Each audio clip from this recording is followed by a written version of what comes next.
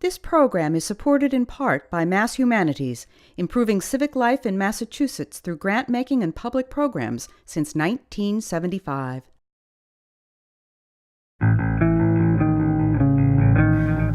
So while they head off to Cape Verde Islands, I'm stuck here with the notes from the East India Company and the notes from Robert Haswell's log. The Haswells complaining already they're halfway across the Atlantic and they don't have enough sails up. But they're going too slow, and you know, he sounds like a kid, you know, are we there yet? You know? He's 19 years old. From the 2nd till the 4th, the weather was moderate and the winds were favorable. We took our departure from Cape Cod. We're all set except for our guide, who hopefully should be along shortly. We've got a hot 2 hours to go. Hi, how are you? Thank you. Thank you very much. Thank you for the good opportunities. Thank you very much. So the government in Cape Verde is very, very excited for this. Okay. So we're going to have a good trip. My family is very excited also. Nota perigosa, por favor, aperta o cinto de segurança e do uso do equipamento eletrônico. So, 40 days out from Boston, the Columbia sighted the island of Maio, Cape Verde. 40 days, nearly 6 weeks they took to get across the Atlantic. We're doing it in 6 hours and 20 minutes.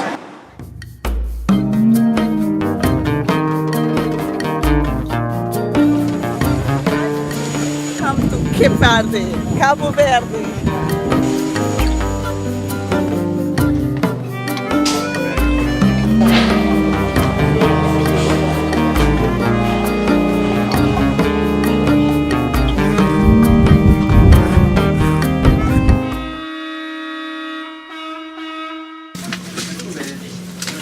So we're heading over to Maio now, and on the fast ferry, and we should be there soon, and not sure what we're going to find when we get over there. They were trying to get to Santiago. This area is actually known for around of pushing boats away from the land, and when you have a square rigger, you cannot sail into the wind at all. I remember a story that Spalding Dunbar told me. He was on the square rigger Coriolanus. This would have been in the early 20s. And he told a story about trying to get to Cape Verde. He spent almost a week reaching back and forth trying to get into those harbors because the wind was never favorable to him and to Coriolanus.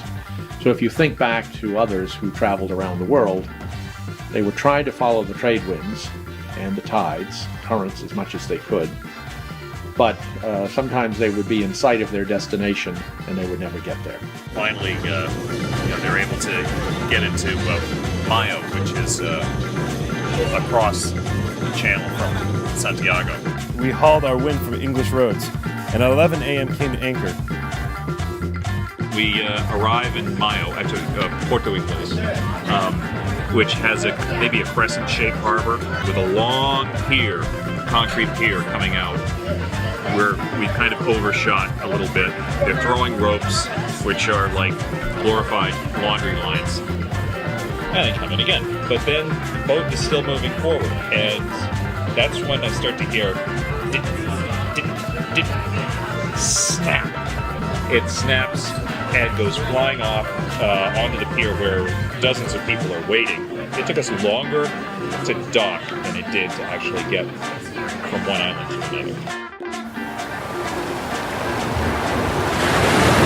We put into the Isle of May for the purpose of procuring stock, and this employment took us to the 16th in the morning. Maio's not the greatest anchorage in the world, but it was a big place for slaves to be brought and dropped off again.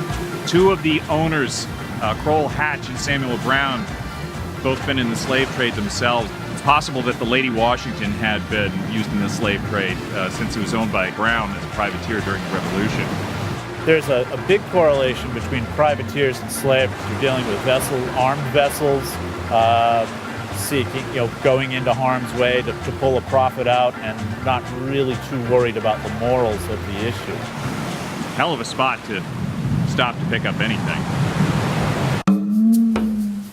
Upon the whole, they are the contented people I've ever saw. They were polite to the last degree when we were on shore, inviting us to their houses and showing us every mark of respect and hospitality. They've just done nothing but go out of their way to help us, and we barely know how to say anything in their language. People are fantastic here. We came here, everything has changed. It's really beautiful, and I'm enjoying it. The island is chiefly composed of rocks and sand. However, there are an abundance of goats and many horned cattle and mules, of the two latter mainly vessel loads for the West Indies.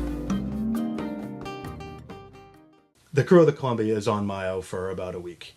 They take on about 140 goats and cattle and other livestock.